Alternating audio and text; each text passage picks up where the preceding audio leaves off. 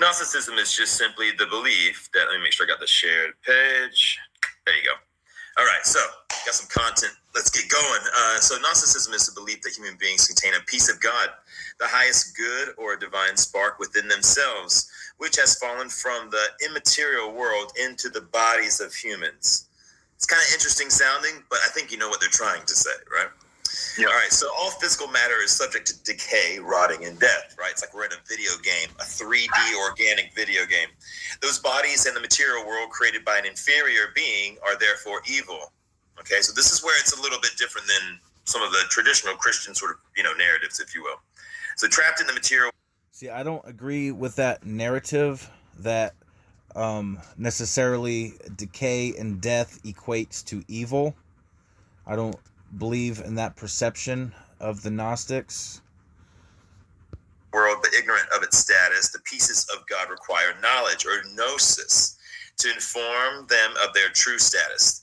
That knowledge must come from outside the material world, and the agent who brings it is the Savior or Redeemer. So, this is kind of why I look at myself as Dane described, Gnostic-ish, because there's a lot of things about this that line up with the whole using entheogens to get that divine knowledge, because you can't use words to describe the things you learn from entheogens, and I know a lot of people can agree with that.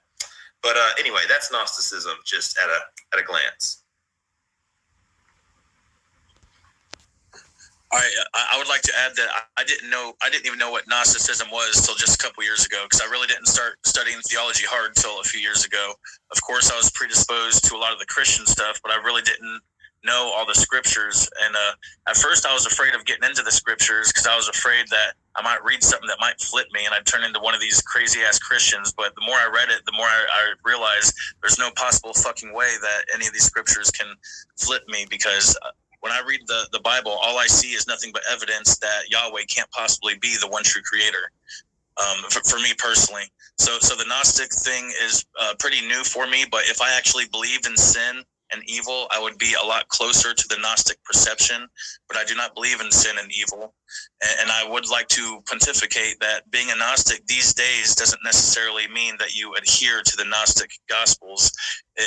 There's a new Gnostic movement where just through learning gets you closer to the Christ consciousness. Okay, and could you use evil as could you use evil as a descriptive term in context with anything that you do, or do you don't think that there's no? Just a question. I call it bad. I don't believe in evil. I believe in bad. Bad is an inevitable experience shared by all self-aware beings. But the difference between bad and evil is bad does not require the construct of sin. Which evil does require the construct of sin. And so I view bad and mistakes. I don't see sin and evil. Okay, I got you. So it's just that those terms make it feel like it's coming from another dimension, that you're doing bad stuff. Okay. Yeah. Well, those terms, whenever you try to say like sin and evil, then you are adding the extra juxtaposed Abrahamic perception over the everyday experience of bad that everyone will inevitably experience. Then you label things that aren't evil, and then it completely psyops. You played yourself type stuff. Is that way? So it's just even like those terms, because you have things that are bad, but when you deem something like evil, I don't even believe in evil. You could think of the most heinous, horrific thing and say, because I've had people do that. Well, Dane, what about this, that, or the other? Isn't that evil? I'm like, no, that's just really bad. So Ghostface, do you have any thoughts on the new Gnostic movement topic? I would like to add on what you were saying. I believe I gotta look this up, but sin, if I remember it, being defined as an offense to God. And so, if you don't believe that you can offend a God that is all loving, ever present, and pretty much big as everything is here, basically infinite, you can't offend this being, so sin can't really exist, can it? I mean, what can a grain of sand in the desert do to the sky? What can an ant do that would harm a mountain? A singular ant to a mountain? Nothing. Absolutely nothing. So, sin, really just being an offense to a god, I don't think is something that we can do. And I wouldn't. I would also agree with you, Dane, on the idea of there just being bad. People do bad shit because they're motivated by like either one of the deadly sins, which I do see as like a force of like wants and desires and ways to obtain those wants and desires, and just being motivated by greed, being motivated by lust, being motivated by pride, being motivated by gluttony, and the rest of the seven deadly sins. And that's what sparks what humans call evil.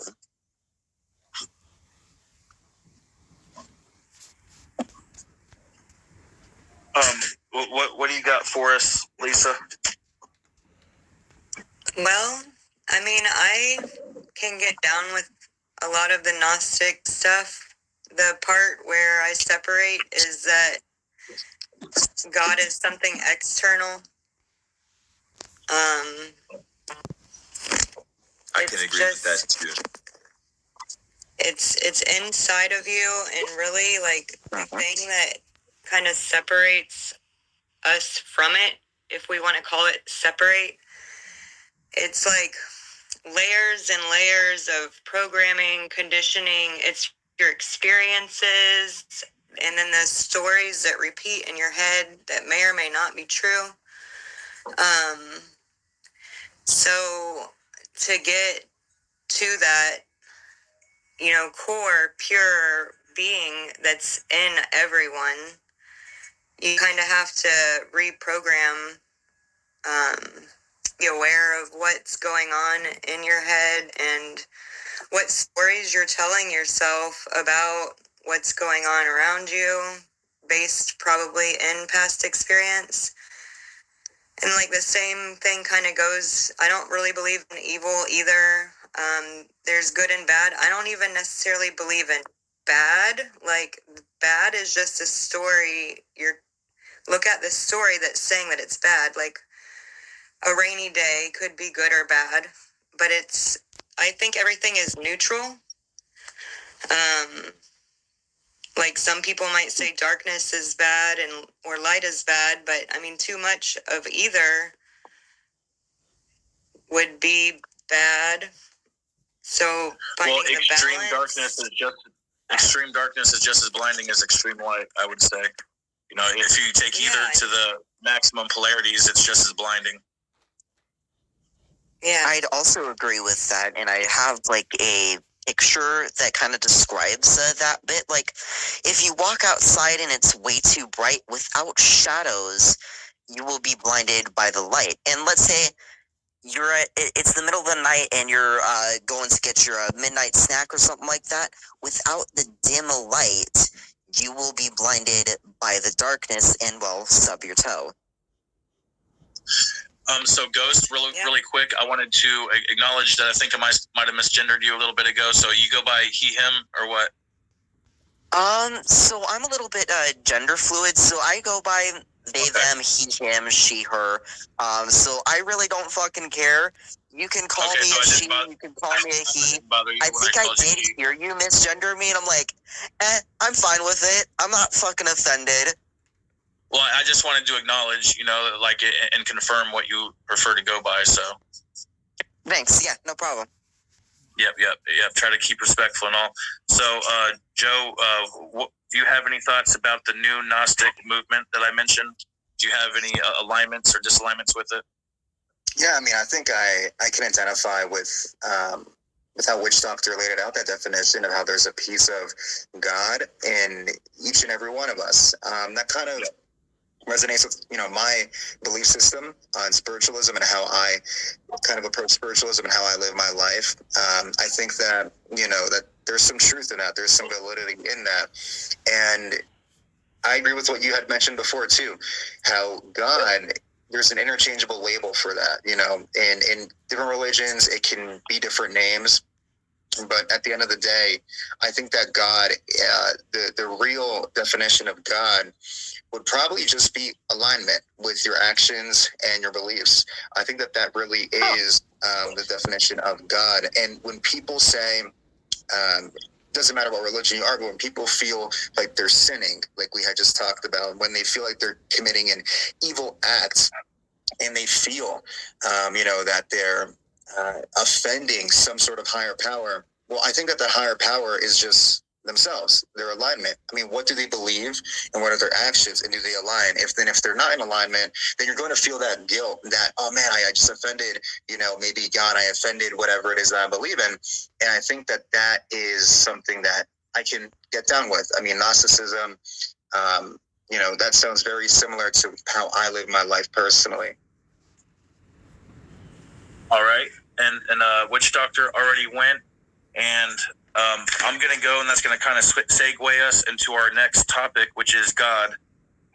But so I see, I call God, another term I've come up for is the fractal singularity omnimatrix. And fractals are infinitely complex patterns that are self-similar across all scales, from micro to macro, examples of which being roots, lightning, coastlines, snowflakes, mountains, the Mandelbrot set. A singularity is the quality or state of being singular, and a matrix is the set of conditions that provides a system in which something grows or develops. So the set of conditions is the fractal singularity, which provides the system in which creation is allowed expression, which could be called the Godhood. And the Godhood is the singular state of God, infinitely compounded to render every possibility and probability. The Godhood can also be called the Omniverse or the All-Spark. And the way I say it is, we are all an extension of the Omni-consciousness. God is living through our lives. Okay, we are all God, and followers of Abraham don't like hearing me say that, but check it out. If the one true Creator is a perfect Creator, then inevitably everything He produces will be a perfect creation, and therefore, if He is God, then His creations will be God, or else He is not a perfect Creator. And this is an argument that I use to disprove the followers of Abraham, their claim of their perception of the one true Creator. This is one of the proofs I use to disprove that. But so we are going to get into the next thing, which is God. So I just kind of gave a quick little breakdown of what I see God as. And Ghostface, what do you perceive God to be? Well, I just see God as the cosmos itself. And I often associate with it as a her, because she gave birth to all that is all around us. So I see her as a female figure, yet being both masculine and feminine at the same time. So a father and a mother of her own self, and we are all within her and a part of her, yet also at the same time separate from her, being different beings and allowed to be different beings. I like that. That's beautiful. What do you perceive God to be personally, Lisa? I agree with both of what you all said, and also to me it's like an energy, a frequency, similar to love, unconditional love, not like, oh, I love you, I love whatever, but like that pure joy, ecstasy, bliss that is within all of us from time to time. It's like the creative spark that is in everybody. but it's also all that is. So everything that is part of it. Separation to me is an illusion. Yeah. God is love to me.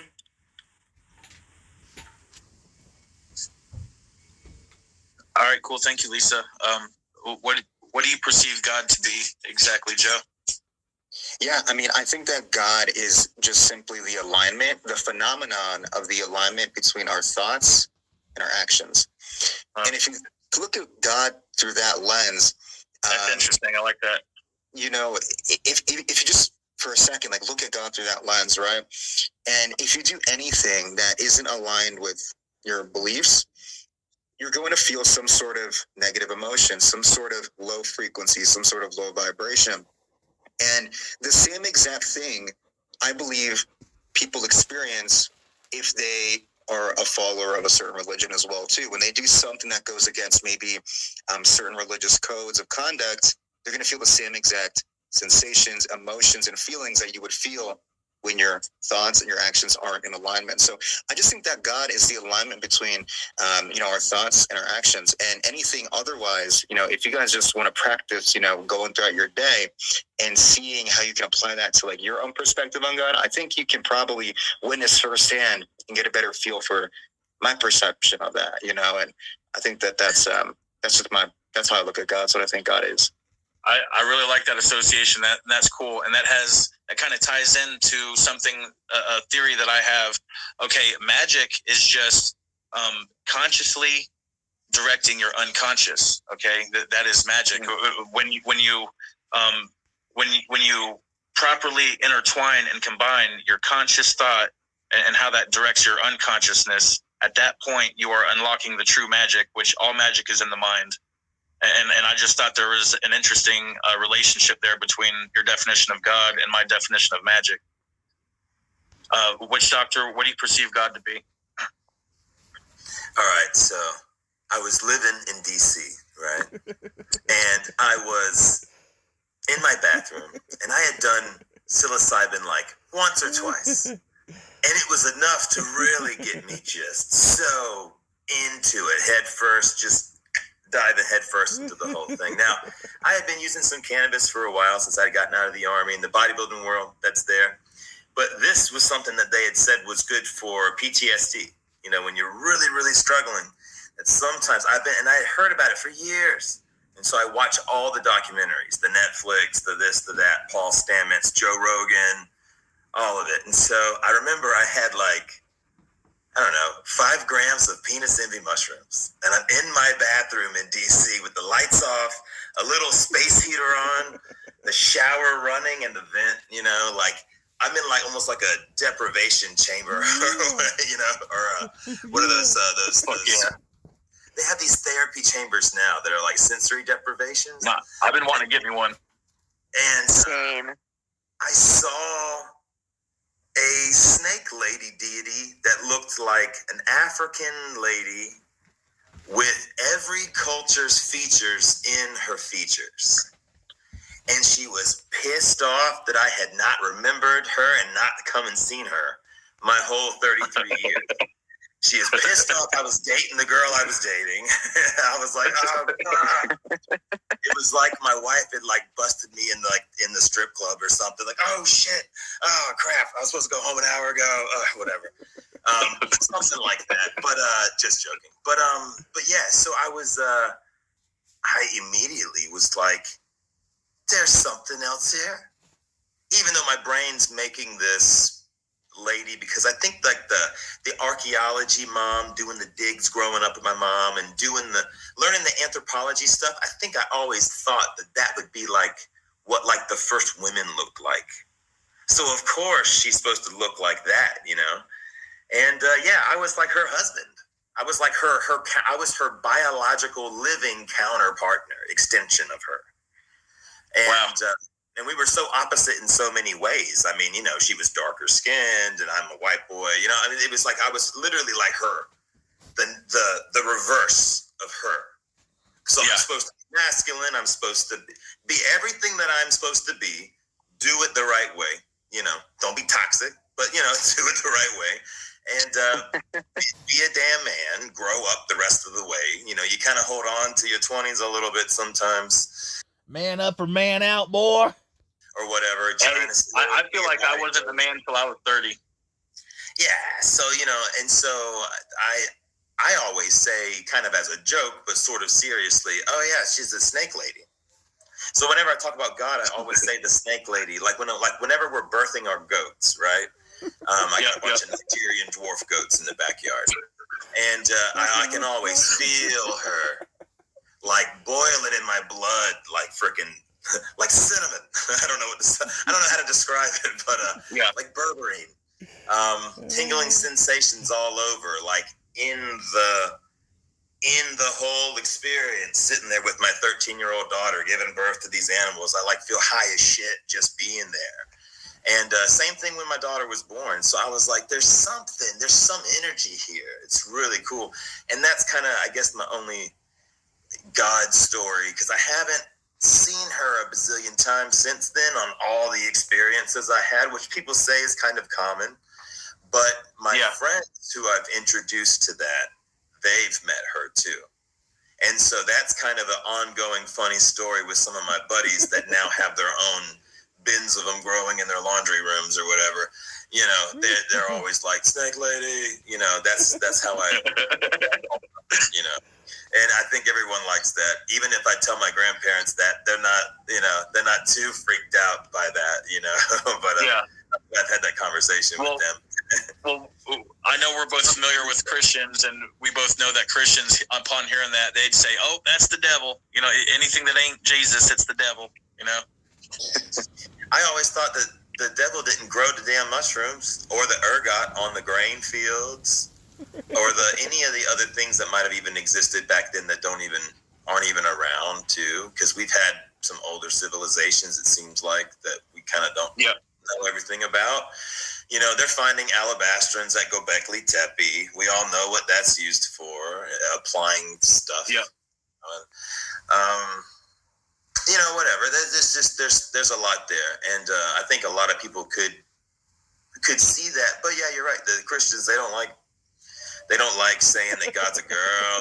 They don't like any of that stuff. Oh yeah, No. they don't like I stopped arguing with them though, because it's kind of like arguing with like a salesman. Like there's nothing you can do.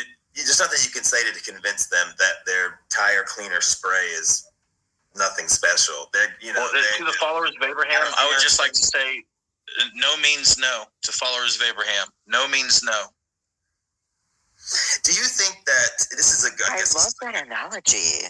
Do you think that grandparents that are alive, like, there's no real convincing or changing them?